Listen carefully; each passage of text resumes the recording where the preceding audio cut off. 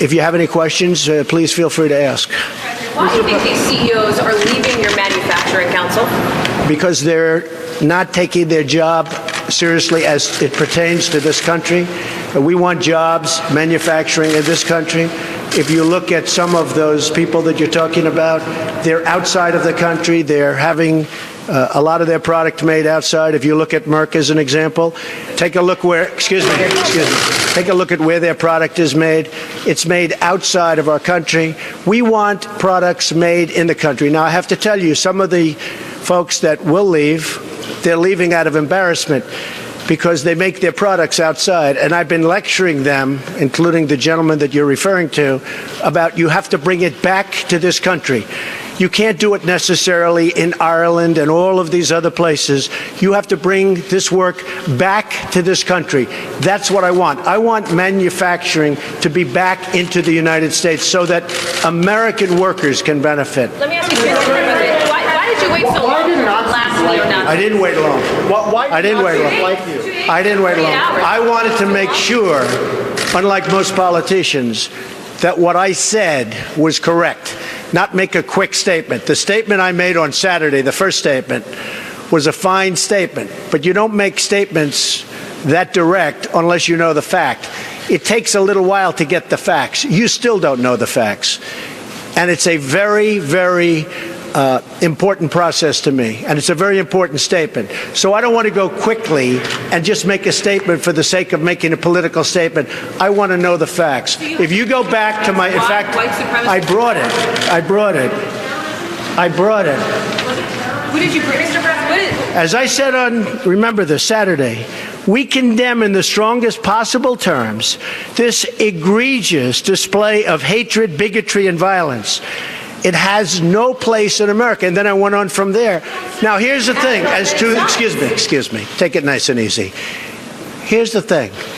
When I make a statement, I like to be correct. I want the facts. This event just happened. In fact, a lot of the event didn't even happen yet as we were speaking. This event just happened.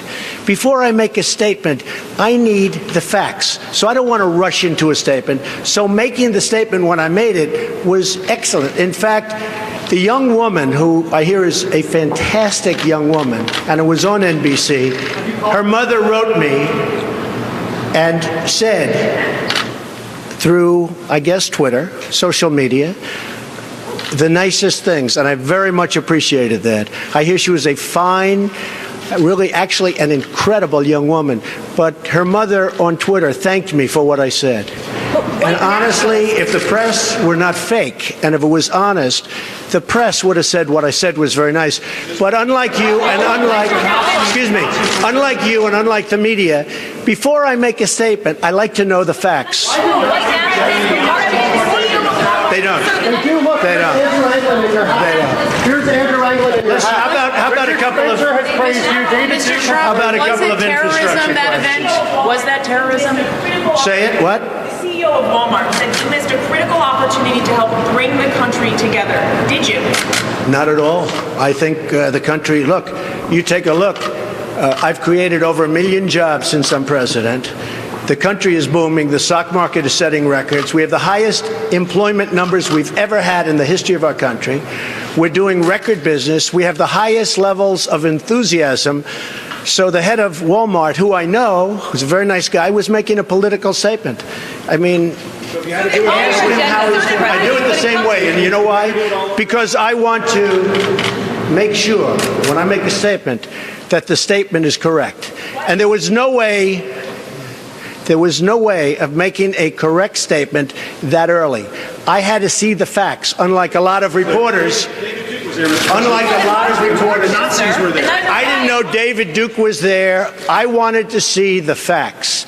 And the facts, as they started coming out, were very well stated. In fact, everybody said his statement was beautiful. If he would have made it sooner, that would have been good. I couldn't have made it sooner because I didn't know all of the facts.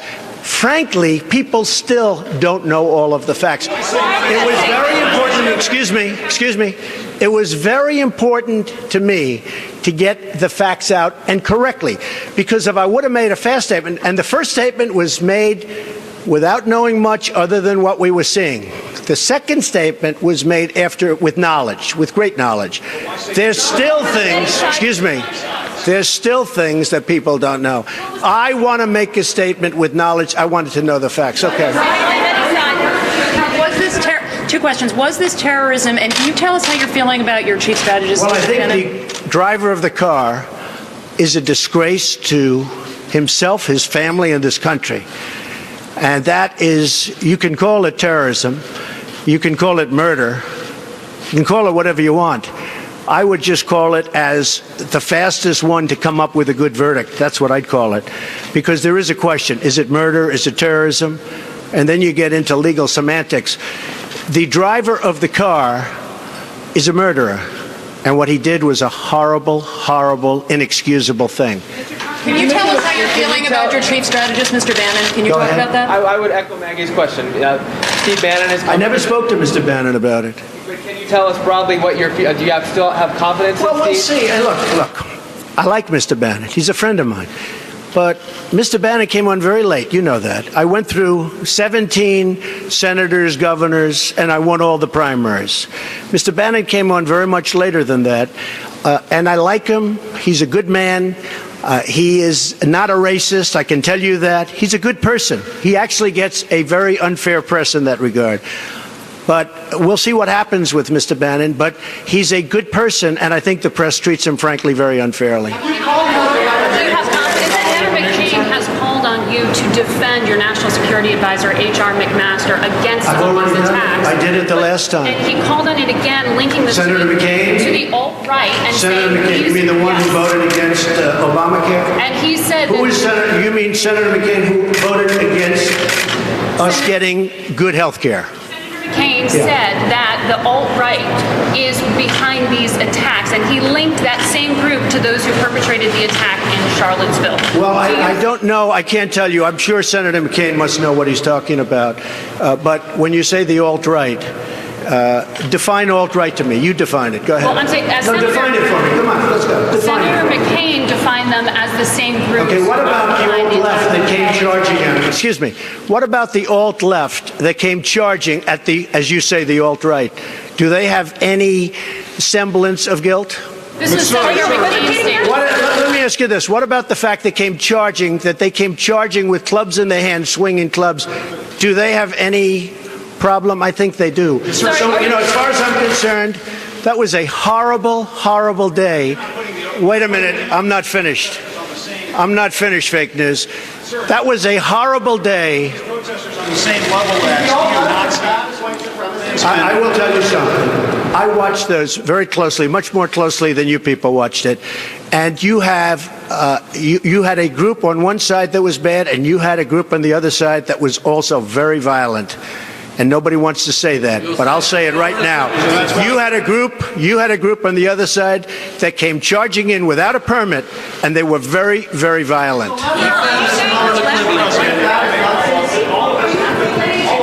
Go ahead. Do you think that what you call the alt-left is the same as neo-Nazis? Those people, all of those people, excuse me, I've condemned neo-Nazis. I've condemned many different groups, but not all of those people were neo-Nazis, believe me. Not all of those people were white supremacists by any stretch. Those people were also there because they wanted to protest the taking down of a statue, Robert E. Lee. So, excuse me.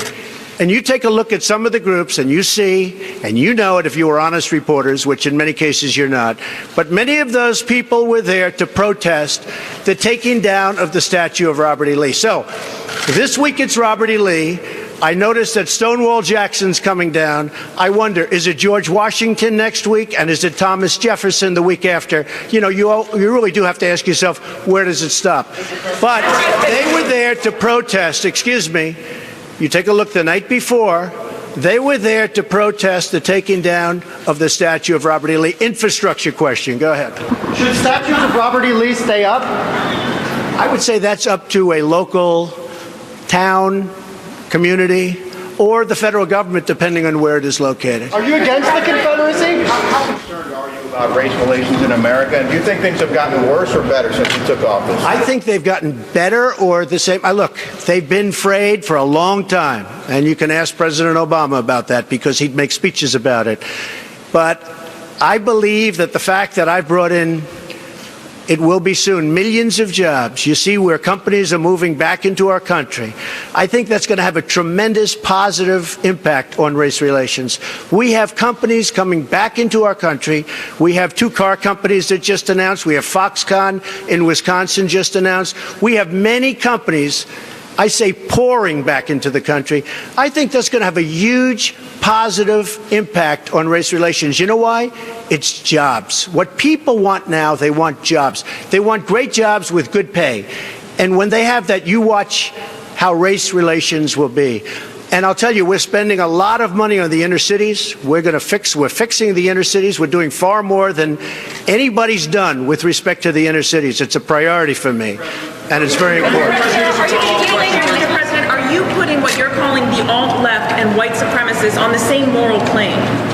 I'm not putting anybody on a moral plane. What I'm saying is this. You had a group on one side and you had a group on the other, and they came at each other with clubs, and it was vicious, and it was horrible, and it was a horrible thing to watch. But there is another side. There was a group on this side, you can call them the left, you've just called them the left, that came violently attacking the other group. So you can say what you want, but that's the way it is. On both sides, sir? You said there was hatred, there was violence on both sides. Well, I do think there's blame. Yes, I think there's blame on both sides. You look at both sides. I think there's blame on both sides, and I have no doubt about it, and you don't have any doubt about it either. And if you reported it accurately, you would say. Neo-Nazis started this. They showed up in Charlottesville to protest. Excuse me. They didn't put themselves down as neo, and you had some very bad people in that group. But you also had people that were very fine people on both sides. You had people in that group, excuse me, I saw the same pictures as you did. You had people in that group that were there to protest the taking down of, to them, a very, very important statue and the renaming of a park from Robert E. Lee to another name. Washington and Robert E. Lee are not the same. No, George Washington was a slave owner. Was George Washington a slave owner? So will George Washington now lose his status? Are we going to take down, are we going to take down statues to George Washington? How about Thomas Jefferson? What do you think of Thomas Jefferson? You like him? I do love Okay, good. Are we going to take down the statue? Because he was a major slave owner. Now we're going to take down his statue. So you know what? It's fine. You're changing history, you're changing culture, and you had people, and I'm not talking about the neo-Nazis and the white nationalists, because they should be condemned totally. But you had many people in that group other than neo-Nazis and white nationalists, okay? And the press has treated them absolutely unfairly. Now, in the other group also, you had some fine people, but you also had troublemakers, and you see them come with the black outfits and with the helmets and with the baseball bats. You had a lot of bad people in the other group too. The press treated unfairly, sir. I'm sorry, I just didn't understand what you were saying. You were saying the press has treated white nationalists unfairly? I just didn't understand what you were saying. No. There were people in that rally, and I looked the night before. If you look, there were people protesting very quietly the taking down of the statue of Robert E. Lee. I'm sure in that group there were some bad ones. The following day it looked like they had some rough, bad people, neo-Nazis, white nationalists, whatever you want to call them. But you had a lot of people in that group that were there to innocently protest and very legally protest because, you know, I don't know if you know, they had a permit. The other group didn't have a permit. So I only tell you this. There are two sides to a story. I thought what took place was a horrible moment for our country, a horrible moment. But there are two sides to the country. Does anybody have a final? Does anybody have? You have an infrastructure. What makes you think you can get an infrastructure bill? You didn't get health care. Well, you know, I'll tell you. We came very close with health care. Unfortunately, John McCain decided to vote against it at the last minute. You'll have to ask John McCain why he did that. But we came very close to health care. We will end up getting health care. but we'll get the infrastructure. And actually, infrastructure is something that I think will have bipartisan support on. I actually think Democrats will go along with the infrastructure. Mr. President, have you spoken to the family? Have you spoken to the family of the victim of the car attack? No, I'll be reaching out. When will you be reaching out? I thought that the statement put out, the mother's statement, I thought was a beautiful statement. I was telling you, it was something that I really appreciated. I thought it was terrific, and really under the kind of stress that she's under and the heartache that she's under, I thought putting out that statement to me was really something I won't forget. Thank you all very much. Thank you. Thank you. Do you plan to go to Charlottesville, Mr. President? Do you think you're helping to heal the nation? I own a house in Charlottesville. Will you go to? Does anyone know I own a house in Charlottesville? Where is it? Oh boy, it's going to be. It's in Charlottesville. You'll see. Is it near the winery or something? It is the winery. Will you go to visit and try to? I mean, I know a lot about Charlottesville. Charlottesville is a great place that's been very badly hurt over the last couple of days. I own actually one of the largest wineries in the United States. It's in Charlottesville. What do you think needs to be done to overcome the racial divides? Well, I really think jobs can have a big impact. I think if we continue to create jobs, over 1 million, substantially more than 1 million, and you see just the other day, the car companies coming in with Fox. I think if we continue to create jobs at levels that I'm creating jobs, I think that's going to have a tremendous impact, positive impact on race relations. And what you said today, how do you think that will impact the racial? Because the people are going to be working, they're going to be making a lot of money, much more money than they ever thought possible. I mean, your remarks so that's going to happen. And the other thing, very important, I believe wages will start going up. They haven't gone up for a long time. I believe wages now, because the economy is doing so well with respect to employment and unemployment, I believe wages will start to go up. I think that'll have a tremendously positive impact on race relations.